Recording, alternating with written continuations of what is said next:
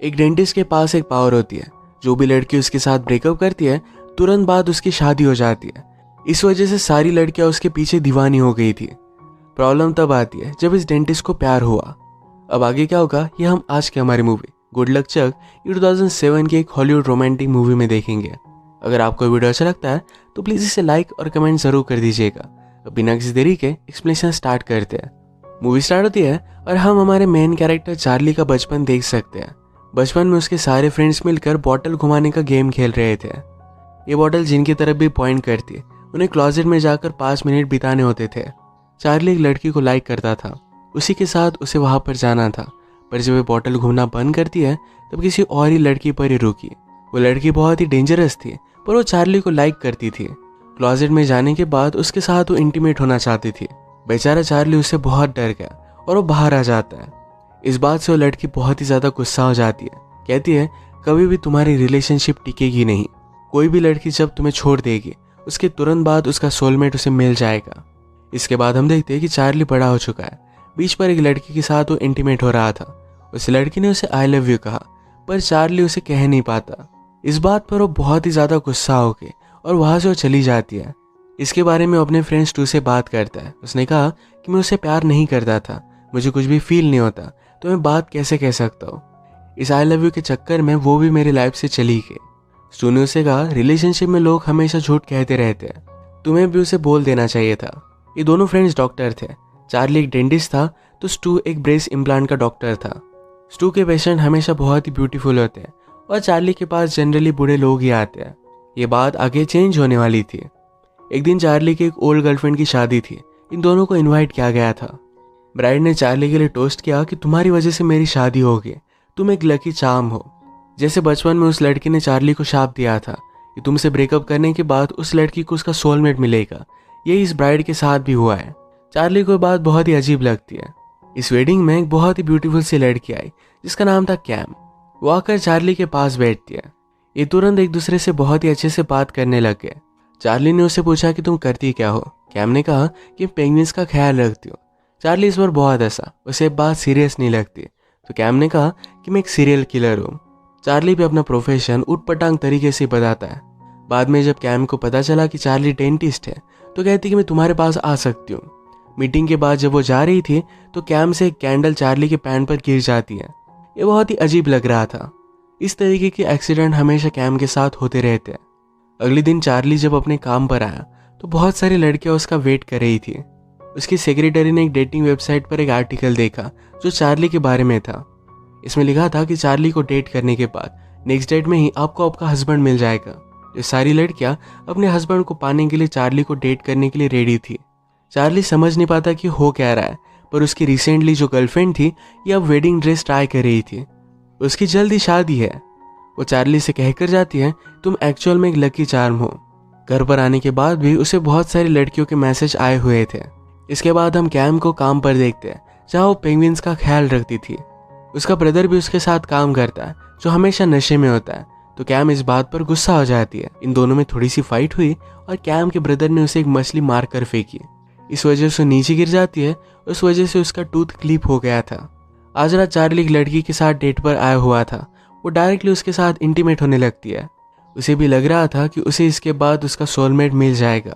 Charlie कहता है कि मुझे नहीं लगता कि ऐसा कुछ भी होने वाला है। इन सब बातों पर वो बिलीव नहीं करता। उस लड़की ने कहा कि शायद अगर थोड़ा भी चांस है तो ये चीज़ वो करना चाहती है।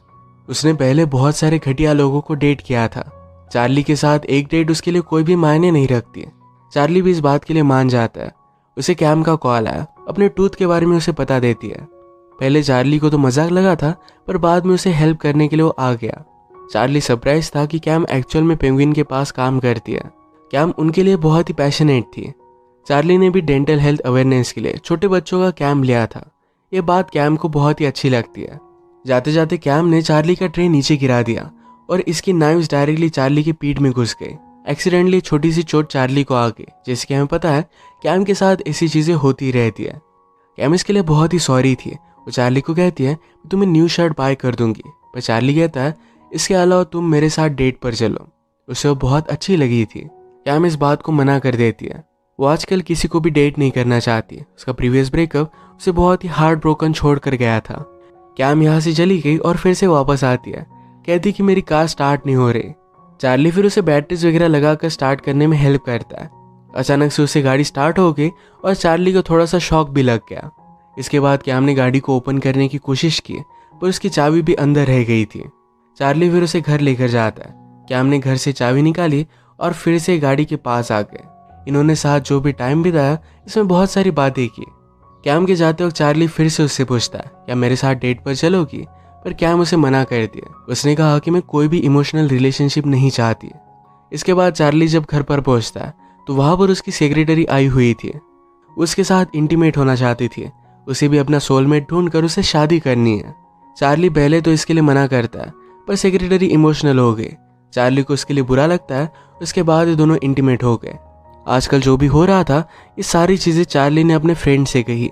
फ्रेंड को ये बात बहुत ही अमेजिंग लगी। वो चार्ली से कहता है, तुम्हें इस अपॉर्चुनिटी का फ़ायदा उठाना चाहिए। वैसे भी तुम उन्हें अपना लाइफ पार्टनर ढूंढने के लिए हेल्प भी कर रहे हो। चार्ली भी इस पर सोचता है और ये पब्लिक सर्विस करने के लिए रेडी था। इसके बाद अलग अलग शॉट्स में हम उसे बहुत सारी लड़कियों के साथ देखते हैं। थोड़े दिनों बाद चार्ली ने रियलाइज़ किया कि कोई भी लड़की उसे एक्चुअल में नहीं चाहती। वो अब एक सीरियस रिलेशनशिप चाहता था। उसे अब भी कैम की याद आती थी, तो डायरेक्टली उसे मिलने के लिए वो पहुंच गया। वो उसे कहता है कि मुझे तुम्हारी बात अच्छी नहीं लगी, इमोशनली तुम अवेलेबल नहीं हो, ये कोई भी रीज़न नहीं है। ये जब बात कर रहे थे तो कैम का ब्रदर भी आ गया। वो कैम से पूछता है, क्या ये वही लड़का है? मतलब चार्ली के बारे में कैम ने बात की थी। ये सुनकर चार्ली को बहुत अच्छा लगा। चार्ली उसे बहुत ही इंसिस्ट कर रहा था। कैम उसे पूछते हैं कि आखिर तुम मुझे डेट पर क्यों लेकर जाना चाहते हो? चार्ली कहता है, मुझे तुम उन पेंगुइन्स की तरह लगती हो। बाहर तो ठीक ठाक लगते हैं, पर पानी के अंदर जाने के बाद वो बहुत ही ब्यूटीफुल होते हैं। कैम को बात अच्छी लगी तो उसके साथ डेट पर आने के लिए वो मान जाती है। कैम ने चार्ली को एक बुक दिखाई जिसके ऑथर को बहुत पसंद करती थी। वो थोड़े मंथ्स में उसे मिलने के लिए जाने वाली है। इसके बाद चार्ली कैम को एक बहुत ही ब्यूटीफुल सी डेट पर लेकर आया था। चार्ली पूछता है कि तुम्हें पेंगुइन इतने अच्छे क्यों लगते हैं? कैम कहती है, उनके रिचुअल बहुत ही ब्यूटीफुल होते हैं। अगर मेल पेंगुइन को एक फीमेल पेंगुइन अच्छी लगती है तो पूरा शोर ढूंढकर उसके लिए एक परफेक्ट पेबल वो लेकर आता है। चार्ली को भी बात अच्छी लगी। अचानक से चलते चलते फिर से कैम नीचे गिर गई। जहाँ पर चोट आई थी वहाँ पर चार्ली उसे किस करता है। उसके बाद उन्होंने किस किया। इसके बाद ये दोनों मिलने लग गए थे। एक दिन चार्ली ने कैम को बैंडेज का गिफ्ट दिया। इस पर वो बहुत हंसती है। एक रात डेट के बाद ये कैम के घर पर आए। ये दोनों आज रात इंटीमेट होने वाले थे। अचानक से चार्ली को अपने फ्रेंड का कॉल आ जाता है। उसके फ्रेंड ने कहा कि तुम्हारी जो थ्योरी है इसके बारे में मैंने सोचा और कुछ रिसर्च की। सचमुच में तुम जिस भी लड़की के साथ थे, तुम्हारे तुरंत बाद उसे उसका सोलमेट मिल गया। इस बात से चार्ली डिस्टर्ब हो जाता है। उसे लगता है कि अगर आज रात उसने कैम के साथ बिताई तो उसे और कोई मिल जाएगा। चार्ली ने फिर एक बहाना बनाया और वहां से वो भाग जाता है। कैम के साथ वो आगे बढ़ पाए, इससे पहले अपनी थ्योरी उसे टेस्ट करनी थी। उसने एक लड़की को नोटिस किया जिसे देखकर सबको लगता था कि इसकी शादी कभी भी नहीं होगी। चार्ली बहुत डर डर कर ही उस लड़की के पास गया। उसे डेट के लिए पूछता है। वो लड़की उसे ज़्यादा सीरियसली लेती नहीं, तो चार्ली ने उसे डेट पर आने के लिए पे किया। ये दोनों डेट पर आए और इंटीमेट हो गए। ये सब चार्ली ने अपनी थ्योरी को टेस्ट करने के लिए ही किया। वो कैम के साथ कोई भी चांस नहीं लेना चाहता, उसे बहुत लाइक करता है। एक दो दिन बीत गए थे, फिर भी कैम को चार्ली का कॉल नहीं आया। इस बात से अपसेट थी। इसके बारे में अपने ब्रदर से वो बात करती है। ब्रदर ने कहा, कभी कभी प्यार में ये सब चीज़ें होती रहती है, वो तुम्हें कॉल कर देगा। इसके तुरंत बाद चार्ली का कॉल कैम को आता है। चार्ली ने कहा कि मैं ज़रा बीमार हूँ, क्या हम फ़ोन पर या स्काइप पर बात कर सकते हैं? कैम भी इसके लिए मान जाती है। ये फिर कंटिन्यूसली एक दूसरे के साथ फ़ोन पर बात करने लग गए। चार्ली फिर अपने फ्रेंड को मनाता है, ये जाओ और उस लड़की से बात करो, उसे डेट पर लेकर जाओ। अगर उसके फ्रेंड ने डिसाइड किया कि उस लड़की के साथ वो शादी नहीं करेगा तो चार्ली सेफ है। वो फिर कैम के साथ अपनी रिलेशनशिप को आगे बढ़ा सकता है। उसका फ्रेंड फिर उस लड़की के साथ डेट पर जाकर आया। एक रात कैम और चार्ली बात कर रहे थे। कैम ने कहा, क्यों ना तुम आज रात मेरे पास आ जाओ। चार्ली उसे मना कर रहा था, तो कैम ने अपनी पिक उसे सेंड की। इनके कॉल के तुरंत बाद चार्ली को अपने फ्रेंड का कॉल आता है। उसने कहा कि मैं उस लड़की के साथ डेट पर गया था, पर मैं उसके साथ शादी नहीं करने वाला। अब चार्ली को बहुत ही सेफ लगता है।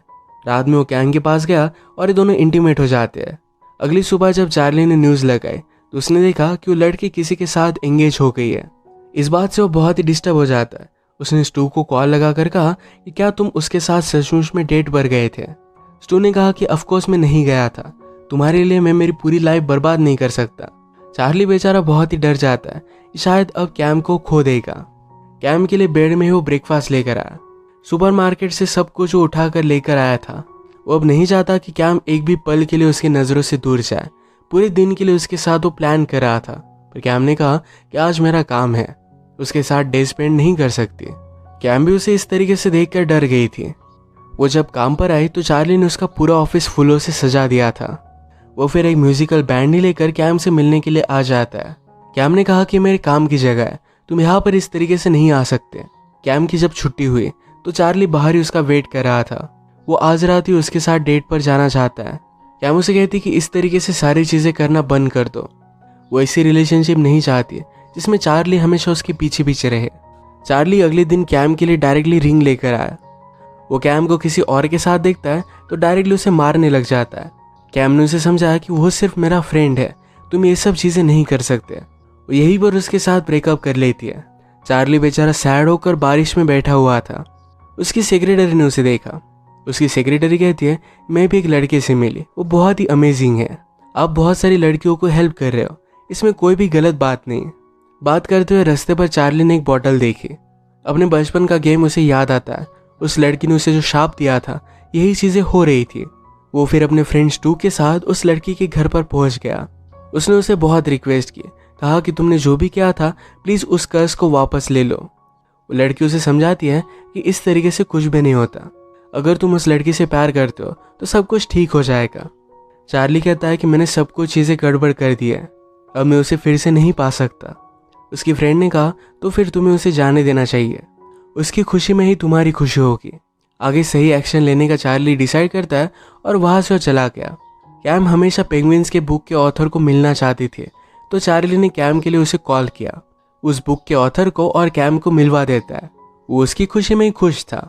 कुछ दिनों के बाद उसका फ्रेंड अचानक से उसके घर पर आया। वो उसे कहता है कैम सिटी छोड़कर अंटार्कटिका जा रही है।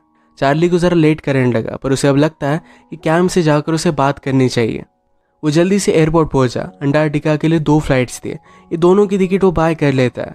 भागकर पहली फ्लाइट पर हो गया, पर वहाँ पर कैम नहीं थी। सेकेंड फ्लाइट में उसे वो मिल जाती है। चार्ली ने उसके साथ जो भी हुआ था इस सारी सिचुएशन कैम को बता दी। उसने कहा कि मैं तुम्हें खोना नहीं चाहता था, मैंने लाइफ में किसी को भी ये बात नहीं की, पर मैं तुमसे प्यार करता हूँ, मैं हमेशा तुम्हारे साथ रहना चाहता हूँ। चार्ली ने रिंग का बॉक्स निकाला, उसमें एक पेबल था। जो रिचुअल कैम को पेंगुइन्स का अच्छा लगता था, उसी के अकॉर्डिंग ये चार्ली ने लाया हुआ है। कैम को भी ये बात बहुत अच्छी लगी। कैम उसे कहती है, मैं सिर्फ 2 दिनों के लिए अंटार्कटिका जा रही थी।